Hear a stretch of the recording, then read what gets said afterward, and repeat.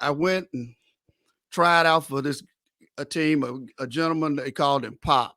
His real name was Theodore Beard. Now I guess it's a long way to me get to this story, but he's the one who had the most influence on me as far as coaching, and I didn't even know it at the time. I went over there and they were practicing, and there was a kid I knew named DeWitt Hamilton. Uh, DeWitt told Pop, he said, that guy over there is really good. He could help us. And he said, boy, can you play? And he put me out there and put me on second base, and I could glove now. I had a glove, and Yeah. then I could hit at that point. And now WDI baseball was kind of cutthroat back in them days. Like kids nowadays got to get their parents to sign stuff and give them permits, and they got to pay. It wasn't nothing like that. So Pop looked at this kid named Chucky, and he told Chucky, "Hey Chucky, go on down your house and get that uniform you got and bring it back and give it to this boy here." Pop was real Oh bad about man, trying to you took remember Chucky's people's names. spot. Yeah, I took Chucky's spot. So He probably didn't like you for a long time. man, Chucky became a big shot at the MPD. If he sees this, he'll know who I'm talking about. He was almost the chief of police. Every time I used to run into Chucky and he had a uniform on, I think he's going to arrest me or something. But you remember when you took my spot off that team? You going to jail tonight, buddy.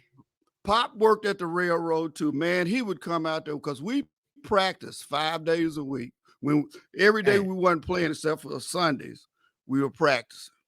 And like, what age group was this? I was 12 when I got on his team, so it was like 12 to 14-year-olds, I think, at that stage. And but he had strict rules. He said, "Boy, I heard you cuss a lot." He said, we don't curse here.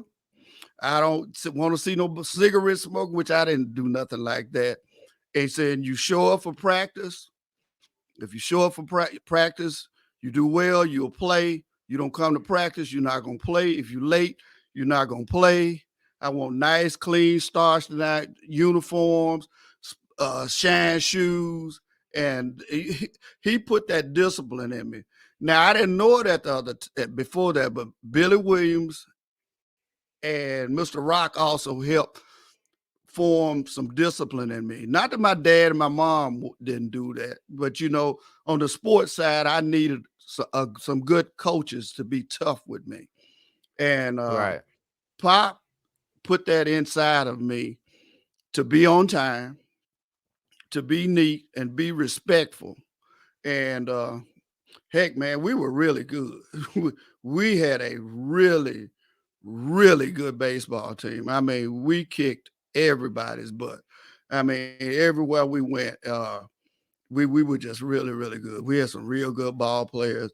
But what I admired about those guys and what made me think about coaching